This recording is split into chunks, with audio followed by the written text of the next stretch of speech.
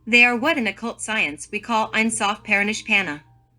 They have within themselves 4 seed atoms, which are symbolically represented in alchemy with these 4 letters, C-O-N-H.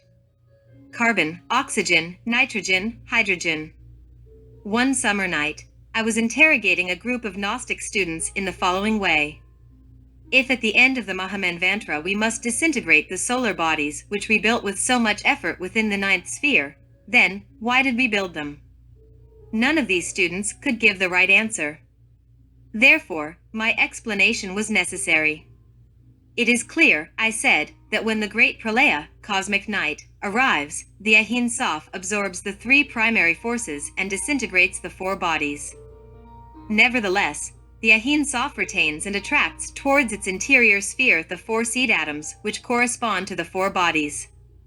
Therefore, within the Ahin Sof Paranishpana, that is to say, within the self-realized atom, the 3 primary forces and the 4 seed atoms exist. The letter C symbolizes the body of conscious will. The letter O corresponds to the Christic mind. The letter N is related with the astral body. The letter H is associated with the physical body. The Ahin Sof Paranishpana rebuilds its 4 bodies by means of its correspondent seed atoms at the dawn of the Mahamanvantara, cosmic day. These 4 bodies constitute the Hebraic Merkaba, which is the chariot of the centuries, the solar vehicle of the Ahin Sof Paranishpana, which is the nothing without limits, and absolute. The 4 bodies assume the form of the manifested heavenly man, which is the vehicle in order to descend and manifest himself within the world of phenomenon. Chapter 15. The King Helenus. When Aeneas, the epic Trojan paladin, was approaching the wealthy palace of King Helenus, he saw with astonishment, admiration, and pleasant surprise a woman called Andromache, the wife of Hector the Trojan, who was gloriously killed in battle at the undefeated foundations of the walls of Troy. Then Aeneas gave thanks to the holy gods, angels, archangels, principalities, potencies, virtues, dominions, thrones, cherubims, and seraphims of Christianity. He gave thanks to these ineffable beings from the depth of his heart, for having liberated this woman Andromache and for having impeded the Achaeans from taking her captive to Mycene. Andromache, a noble woman, was now the wife of Helenus, the prophet king, a splendid monarch who gave opulent hospitality to the Trojans in his royal palace. Aeneas found Andromache offering a ritual meal and performing rites to the dead in a grove in a sacred forest. She was carrying in a magnificent golden urn the ashes of Hector, her former husband. Is this a true vision? Is it a true messenger that comes to me, Aeneas, son of the goddess? Are you alive? If the light of life has left you, why are you here? Where is Hector? This is how the woman spoke, and then she fainted. The unhappy woman had been held captive by the terrible Pyrrhus, a sly, evil warrior who was the assassin of the elder Priam. Fortunately, the fate of this unhappy woman changed radically after Pyrrhus died by the hands of the dreadful warrior Orestes. Then she married the good King Helenus. We know that on the 3rd day Aeneas was taken into a solitary cave in order to foresee the will of Apollo. The most important of the prophecies of Helenus was to tell Aeneas that the conclusion of his voyage was far away and that he was going to enter into many harbors before definitely establishing himself on that land which in aforetime was the ancient Hesperia.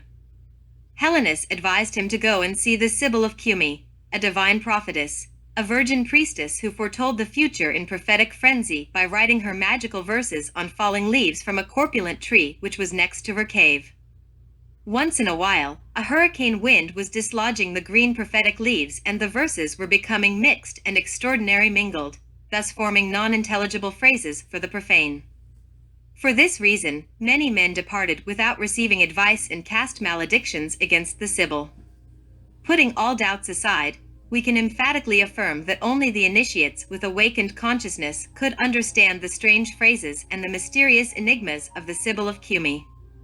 Helenus also predicted for Aeneas that he would navigate close to Scylla and Charybdis, and as well close to the lands of the Cyclops, and that he should avoid the entrance into the meridional shores of Ithaca, which in that epoch were populated by the terrible Greeks. Finally, the bountiful King Helenus advised Aeneas, the illustrious Trojan paladin, to worship the godhead of great Juno first and foremost in his prayers, through his own free will to submit his vows to Juno, and to win the love of the mighty Queen of Heaven with his offerings and prayers, since this deity was always showing herself as an enemy of the Trojans. So, the wind blew the sails under the light of the full moon, and the paddle struggled with the soft marble, and Palinuro consulted the stars. The ships were leaving the seigneurial dominions of the King Latinum, while Andromache was crying at the departure of the Trojans. Helenus, illuminated king, prophet of Apollo, you were the one who provided royal and magnificent hospitality to the Trojans, and then filled with love, you interrogated the god of fire for the sake of your friend Aeneas.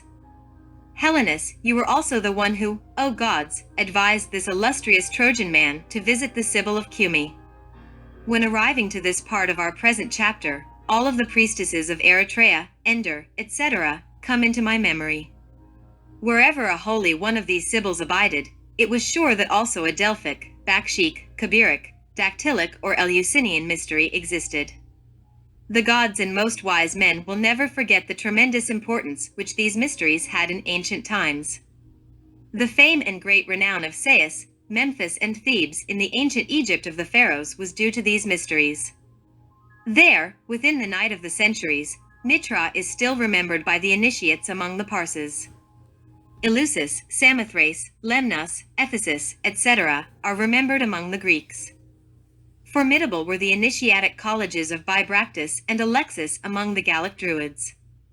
The mysteries of Heliopolis in Syria and Tara in Ireland, etc., became ineffable and indescribable for their beauty and splendor. The Druid priests of the Celtics were practicing magic and the mysteries in their caverns according to the sayings of Plinio, and also according to the proving of Caesar and Pomponio Mela. These austere and sublime Druid hierophants, crowned with oak, were solemnly reunited under the pale light of the moon in order to celebrate their major mysteries, especially in spring Easter, which is when life is powerfully and gloriously resuscitating. The initiatic colleges were closed in the East, with the military barbarism of Alexander, and in the West with Roman violence. The city of Côte d'Or, which is next to Saint Reine, was certainly the tomb for the Druid initiation, since all the masters and sibyls were vilely slaughtered by the sanguinary hordes of Rome, without any consideration. Equally fatal and painful a fate had Bibractus, the glorious Emilus of Memphis. As well, Athens and Rome, whose Druid college had 40,000 students of astrology, occult science, philosophy, medicine, jurisprudence, architecture, literature, grammar, etc., followed in the number of victims. The Latin mysterium is the Greek teletai, whose original root is found in the word teleleutia, death. A vain thing is the death of the physical body. What is important is the total destruction of the myself. The illumination of the Sibyls of Cumae. The splendor of the priestesses of Eritrea, the ecstasy of the Mahatmas, are only for people who have truly passed through the great death. The awakening of the consciousness, the radical and absolute change becomes impossible without the death of the pluralized I. The coming of the new is only possible through death. The path of life is made with the prints of the hoofs of the horse of death. Chapter 16. Rune Tear. Singing birds, jumping rivulets, roses which perfume the environment, sounding bells which call, stop good shadow of mine, beautiful illusion of the day, for night has arrived. Delicious night brimming with stars, allow me to offer you the oasis from the old garden of my painful heart. It is in December, yet, with your romantic singing it will have roses from the month of May. I would like to guess the voice which always denies vain things, which always rejects them, which repudiates them with a no that is without hatred, and that also holds promise for many yeses. Divine night, behold, here I am, finally alone with myself, and listening through the voice of Isaiah to your insinuating clamor which is naming me. Oh, enchanted night, Urania, life of mine, to be sick because of you is to be sane. All the tales which amuse mortals in their remote infancy are nothing close to you, because you smell better than the fragrance of dreamy, enchanted gardens, and because you are more transparent, O good of mine, than a transparent crystal palace. So, with fertile endurance, without misfortune, and with simple pity, I passed through the streets of the capital of Mexico. I went across the midnight city among ineffable crystals, clean of any mist. Who is the one who traverses the abode while exclaiming my name? Who is the one who calls me in the night with such a delectable accent? Ah, it is a gust of wind which wails in the summit tower, it is a sweet thought. So, I climbed the old tower of the Metropolitan Cathedral while singing my poem with the voice of the silence. The mist was lost upon the summit of the mountains, upon those lands which had suffered tremendous convulsions. Then, among craters and vomits of lava, Iztaccíhuatl and Popocatépetl emerged like an enchantment in order to delight the eyes. These two legendary volcanoes are like two millenary guardians in custody of the city of Mexico. Far away, beyond from these mountains, I saw worlds and ineffable regions which are impossible to describe with words. Behold, that which is awaiting for you, said a generous voice unto me, a voice which was endowing music to the wind. This was a song which was listened by no one, and that is played and played wherever I go, such musical notes in which I seem to sense my own voice. So, when descending from that tower, someone was following me, he was a chela, or disciple. Great was my joy, since I was inebriated with an exquisite spiritual voluptuousness. My body did not have weight, I was moving myself with my astral form, I had abandoned my physical vehicle a long time before. Already upon the atrium of this old cathedral, close to the foundation of its old walls, which have been mute witnesses to many quarrels, conflicts and challenges during many centuries, I saw a variegated and picturesque conjunction of men, women, children and elders who were selling their merchandise everywhere. There, seated as an oriental yogi, close to the wall and under the aged tower, on a corner of this old cathedral, an Aztec elder of an indescribable age was meditating. Any sleeping person would have easily confused him as being another merchant. In front of him and upon the cold stone of the floor this venerable elder had a mysterious object, a secret Aztec relic. Then, humbled, confounded and abased before this holy, venerated indigenous Aztec, I had to prostrate myself with reverence. The elder blessed me. My chela, disciple, who was following my steps looked like a zombie. His consciousness was profoundly sleeping. Suddenly, something happened. He bent down as if to grasp something and without the least bit of respect. He grasped the untouchable relic, he observed it in his hands with infinite curiosity and I, frankly, remained horrified by his behavior. This appeared so terrible to me that I exclaimed, "What do you think you are doing? You are committing a great sacrilege. For God's sake, withdraw yourself from here and leave the relic in its place." Nevertheless, the master, filled with infinite compassion, replied, "It is not his fault in this matter. He is asleep." Afterwards, like a pilgrim on the path who wants to heal the afflicted heart with a precious balm, he grasped the head of this sleeping neophyte, and blew the living fohat upon his face with the purpose of awakening him, but everything was useless. This chela continued sleeping, dreaming. So, filled with deep bitterness, I said, "How much I have fought there in the physical world in order for these people to awaken their consciousness, and still they continue to sleep." The chela had assumed a gigantic figure. The pluralized I, a conjunction of distinct and diverse entities, engulfed within the lunar bodies, was giving him that aspect. It was bizarre to see this enormous, grayish-colored giant slowly walking like a zombie along the old atrium of this ancient cathedral while heading towards his home where his physical body was sleeping. In those moments I could only exclaim, "What ugly lunar bodies they are!" Nonetheless, the venerated elder, while inebriated with compassion, replied unto me, "Inside the temple which you are now going to enter, a Jin temple, an Aztec sanctuary, there are many like this one, so look at them with sympathy." I replied, "It is clear that I will look upon them with sympathy. Let us now talk about reincarnation.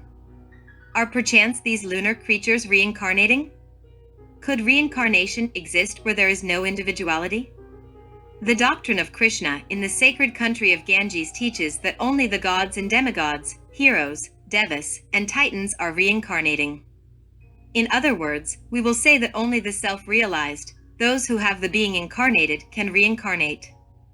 The ego, the pluralized I, does not reincarnate. It is submitted to the law of eternal return of all things. It returns into a new womb. It comes back into this valley of samsara. It reincorporates. Practice. The practices corresponding to the rune tier consist of placing the arms high above the head, then descending them to the sides while the hands are cupped like seashells. When lowering the straight arms, pronounce the mantra tier. The sound of the letters E and R should be prolonged in order to awake the consciousness. The letter T or TAU strikes the consciousness in order to awaken it. The letter E works intensely within the blood, which is the vehicle of the essence. The R, while intensifying the circulation of the blood in the veins and in the sanguineous vessels, is operating marvels with the igneous flames by intensifying and stimulating the awakening. Chapter 17. Meditation. Intellectual information is not a living experience. Erudition is not experimentation. Essays, tests, demonstrations, which are exclusively three-dimensional, are not unitotal nor integral. A faculty superior to the mind has to exist which must be independent from the intellect, capable of granting us knowledge and direct experience of any phenomena. Opinions, concepts, theories, hypotheses do not signify verification, experimentation, and complete consciousness of this or that phenomena.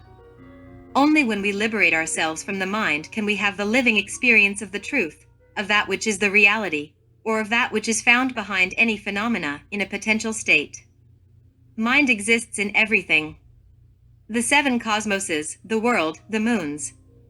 The suns are nothing else but crystallized and condensed mental substances.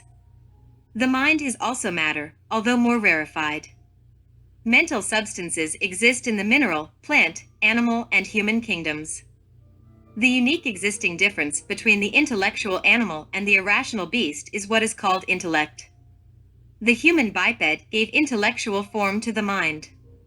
The world is nothing else but a mental illusory form which inevitably will be dissolved at the end of the great cosmic day. Myself, your body, my friends, your things, my family, etc., are, in their depth, what the Hindustani name Maya, illusion, vain mental forms that sooner or later must be reduced to cosmic dust. My affections, my most beloved beings that surround me, etc., are simple forms of the cosmic mind. They do not have real existence. Intellectual dualisms such as pleasure and pain, praise and slander, triumph and defeat, wealth and misery constitute the painful mechanism of the mind. True happiness cannot exist within each one of us while we are slaves of the mind. To ride on the donkey, the mind, in order to enter into the heavenly Jerusalem on Palm Sunday is urgent. Disgracefully, nowadays, the donkey rides on us, the miserable mortals of the mud of the earth. No one can know the truth while being a slave to the mind.